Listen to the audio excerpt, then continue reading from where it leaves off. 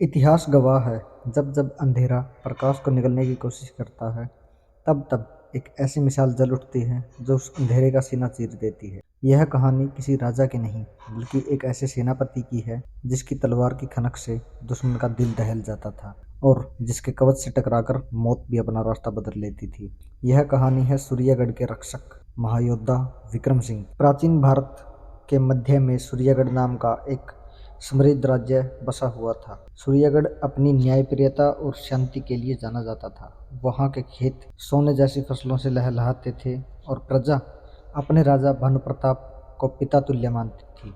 लेकिन इस शांति की रक्षा करने वाली दीवार का नाम था सेनापति विक्रम सिंह। विक्रम सिंह 6 फुट से ऊंचा कद, चौड़ी छाती और आंखों में एक ऐसी चमक जो शेर को भी शांत कर दे। कहा जाता है कि उनकी तलवार अग्निशिखा जब म्यान से बाहर आती थी तो वह केवल दुश्मन के रक्त से ही शांत होती। विक्रम सिंह के लिए युद्ध कोई खेल नहीं, बल्कि धर्म की रक्षा का अंतिम उपाय था। शांति के दिन ज्यादा नहीं चले, पश्चिम की ओर से एक काली आंधी उठी। क्रूर और बर्बर आक्रमणकारी कालकेतु ने अपनी विशाल सेना के साथ सूर्यगढ़ की ओर कूच किया। कालकेतु की सेना टिड्डियों के दल की तरह थी, जो जिस रास्ते से गुजरती वहां सिर्फ राख और मातम छोड़ देती। उसकी सेना की संख्या सूर्यगढ़ की सेना से 10 गुना अधिक थी। जब यह समाचार सूर्यगढ़ के राज दरबार में पहुंचा तो सन्नाटा छा गया। राजा भानु प्रताप के चेहरे पर चिंता की लकीरें उभर आई।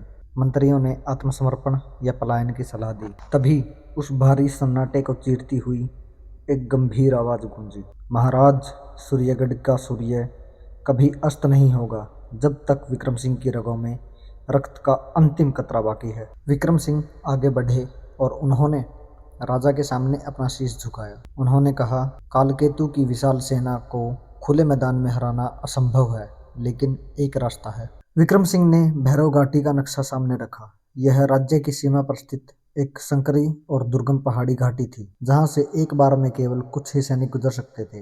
विक्रम सिंह की योजना थी कि दुश्मन को इसी घाटी में रोका जाए, ताकि राज्य की मुख्य सेना को तैयारी का समय मिल सके। लेकिन यह एक आत्मघाती मिशन था। जो भी उस घाटी में जाता, उसका लौटना लगभग असंभव था। विक्रम सिंह ने राजा की आंखों में देखते हुए कहा, महाराज, मुझे केवल मेरे 300 सबसे विश्वास पात्र और पराक्रमी सैनिक चाहिए। हम कालकेतु को तब तक रोकेंगे जब तक कि महाराज अपनी मुख्य सेना को संगठित न कर लें। राजा भानु प्रताप की आंखों में आंसू थे। उन्होंने अपने सबसे प्रिय योद्धा को गले लगाया, यह जानते हुए कि शायद यह उनकी अंतिम मुलाकात है। और फिर महासंग्राम का दिन आया। विक्रम सिंह और उनके 300 वीर भैरव घाटी के मुहाने पर चट्टान की तरह खड़े हो गए। उन्होंने भगवा बाना पहना था, जो बलिदान का प्रतीक था। सुबह की पहली किरण के साथ ही धरती कांप उठी। कालकेतु की सेना का समुद्र घाटी पर उमड़ पड़ा। सामने 300 योद्धा थे और उधर हजारों की भीड़। युद्ध शुरू हुआ। तीरों की बौछार ने आसमान को ढक लिया। तलवार की खनक और हर हर महादेव के उद्घोष से घाटी गूंज उठी। विक्रम सिंह सबसे आगे थे। उनकी तलवार अग्निशिखा बिजली की गति से चल रही थी। जो भी उनके सामने आता वह गाजर मूली की तरह कट जाता। सूर्यगढ़ के वे 300 सैनिक साधारण मनुष्य नहीं लग रहे थे। वे साक्षात मृत्यु के देवता बन गए थे। संकरी घाटी का फायदा उठाकर उन्होंने कालकेतु की विशाल सेना के पहले आक्रमण को विफल कर दिया। लाशों के ढेर लग गए। दिन ढला, रात आई, लेकिन युद्ध नहीं रुका। विक्रम सिंह के शरीर पर दर्जनों घाव थे। उनका कवच टूट चुका था, लेकिन उनका उत्साह हिमालय से भी ऊंचा था। वे अपने सैनिकों के बीच घूम घूम कर उनका मनोबल बढ़ा रहे थे। वीरों, आज हम अपनी माटी के लिए लड़ रहे हैं। हमारी हर एक सांस सूर्यगढ़ की आने वाली पीढ़ियों का भविष्य तय करेगी। पीछे हटने का विकल्प हमने अपनी माताओं के गर्भ में ही छोड़ दिया था। 3 दिन और 3 रात तक वह महासंग्राम चला। भैरव घाटी रक्त से लाल हो गई थी।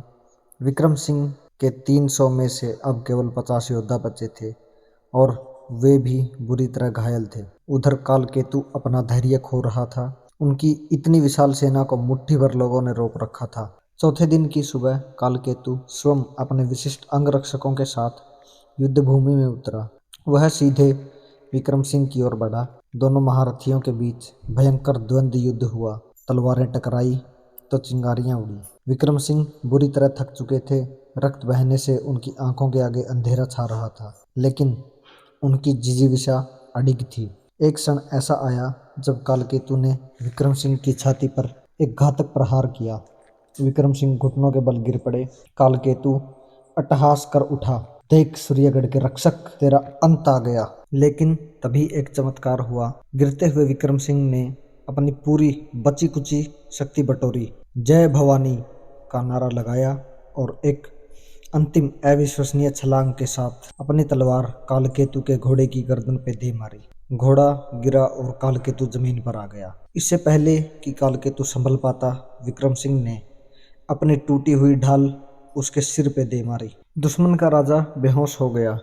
अपने राजा को गिरता देख कालकेतु की सेना में भगदड़ मच गई। उनका मनोबल टूट गया। उसी क्षण दूर से नगाड़ों की आवाज सुनाई दी। राजा भानु प्रताप सूर्यगढ़ की विशाल मुख्य सेना के साथ आ पहुंचे थे। विक्रम सिंह द्वारा खरीदे गए उन 4 दिनों ने राज्य को बचा लिया था। राजा भानु प्रताप जब घाटी में पहुंचे तो युद्ध शांत हो चुका था। उन्होंने देखा कि लाशों के ढेर के बीच एक चट्टान के सहारे विक्रम सिंह का पार्थिव शरीर पड़ा है। उनके चेहरे पर एक असीम शांति थी और उनके निर्जीव हाथ अभी भी अपने तलवार की मूठ पर कसे हुए थे। सूर्यगढ़ का शेर सो गया था ताकि उसका राज्य जाग सके। राजा भानु प्रताप उस महान योद्धा के चरणों में गिरकर रो पड़े। उस दिन सूर्यगढ़ में कोई चूल्हा नहीं जला, हर आंख नम थी।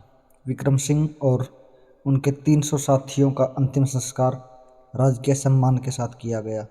भैरव घाटी के मुहाने पर एक विशाल स्तंभ बनवाया गया जिस पर सुनहरे अक्षरों में लिखा था, यहाँ वे 300 देवता सो रहे हैं जिन्होंने अपने रक्त से सूर्यगढ़ का भविष्य लिखा था। जब तक यह धरती रहेगी, महायोद्धा विक्रम सिंह का शौर्य अमर रहेगा।